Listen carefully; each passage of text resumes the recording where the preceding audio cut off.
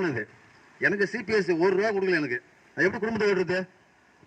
துரை சாருக்கு மதி சாருக்குலாம் வந்து பென்ஷன் வந்துட்டு இருக்கு, அவங்க காலத்தை ஓட்டுறாங்க, அவங்க ஃபேமிலி செட்டில் ஆகிட்டாங்க. என் பையன் படிச்சுட்டு இருக்கான், பாப்பா படிச்சுட்டு இருக்க, கல்யாணம் பண்ணோம். எனக்கு பணமே கிடையாது. ரிட்டையர்டான நான் டீச்சர் ஸ்டாஃப்லாம் வீட்டில் போய் தூங்கிட்டு இருக்காங்க. எதுக்கு தூங்குறாங்கன்னு தெரியல. எல்லாம் பகல் கனவு காணல, ஒரு கனவும் படிக்க போது கிடையாது. போராடுங்களுக்கு ஒன்றும் கிடைக்க மாட்டேங்குது. தூங்குறது என்ன கிடைக்க போகுது? ஒன்றும் கிடைக்க முடியாது. இந்த பல்கலைக்கழகம் வந்து போராடுறது உட்காந்துருக்காங்கல்ல, என்ன பிரச்சனை ஏது பிரச்சனை, நம்ம சகோதரர் தானே வந்து உட்காந்துருக்காங்கல்ல, இதை போய் என்ன கேட்டு அது ஒரு முடிவு கட்டணுங்கிற மாதிரி கிடையாது. மேலே நீ விவசாயில எங்களுக்கு பணத்தை வந்து அள்ளி தரணும், இன்னைக்கு கூட கேட்கணும். நாங்கள் லட்சம் கேட்க 1000 கூட அன்றைய எங்களோட குடும்ப செலவு என்னாவோ அது வந்து கொடுத்தீங்கன்னா திருப்தி ஆகும். இன்னைக்கு என்ன 10,000 கொடுத்தாக்க இன்னைக்கு எங்களுக்கு வந்து ஒரு குடும்ப செலவு சந்தோஷமா இருக்கும், நல்ல மாதிரியா வந்து குடும்பத்தை ஓட்டுவோம். ஒண்ணுமே கையை வீசிட்டு போனா எங்க வீட்டுக்கு என்னங்க போராட்டத்துக்கு போறீங்க, கையை வீசிட்டு வரீங்க, மதம் சாப்பிட்டு சாப்பிட்டீங்களா, ஒண்ணுமே தரமாட்டீங்க, எதுக்கு போறீங்க வரீங்க என்ன கேட்கறாங்க. யாரை குறை சொல்லணும் தெரியல, அரசாங்கத்தை குறை சொல்லத்தா அதிகாரி சொல்லத்தான்னு தெரியல. கூட்டணி கட்சிக்காரங்க சிந்தனை சொல்ல எம்எல்ஏவும் திருமாவளம் வந்துட்டு போனிக்கு பேசுறாங்க. இவங்க வந்து அனைவரும் வந்து சிஎம் பேசுவாங்க, பேச மாட்டாங்க, கண்டிப்பாக பேசுவாங்க.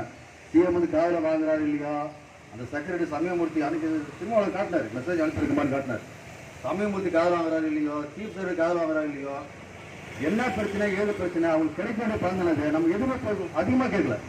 எனக்கு கிடைக்க வேண்டிய பணத்தை 10 லட்சம் 5 லட்சம் உங்களுக்கு கேட்கணும், அந்த 50% வரமாட்டேது.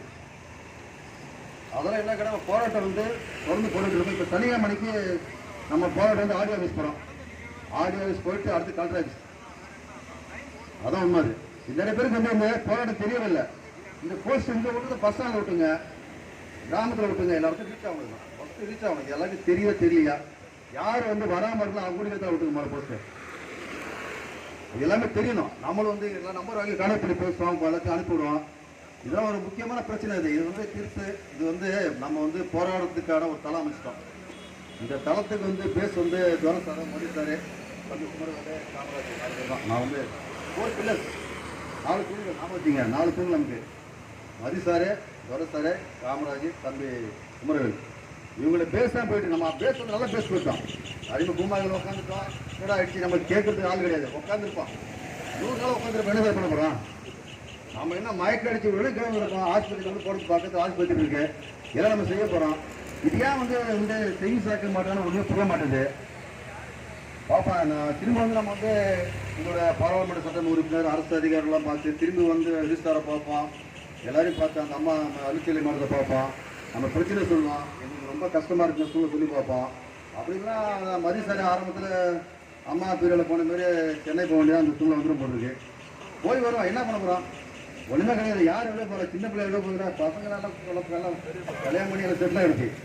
போராடுனா போராடணும் ஜெயிக்க முடியும். அதனால் நடராஜாரெலாம் நமக்கு சீக்கிரம் வந்து ஒரு நல்ல பதில் கிடைக்கணும் என்று கேட்டுக்கொண்டு இந்த போராட்டத்தை முன்னின்று நடத்தி கொண்டிருக்கிற துரை சாரு, மதியான சாரு, காமராஜ், குமரவேலுக்கும் உங்களுடைய சார்பாகவும் என்னுடைய சார்பாகவும் நன்றி தெரிவித்து இந்த போராட்டம் தொடர்ந்து நடைபெற என்னுடைய ஒத்துழைப்பு 100% முடிவு கேட்டுக்கொண்டு வாய்ப்பளித்த தம்பி அவர்களுக்கு நன்றி கூற நடைபெறுகின்ற வணக்கம்.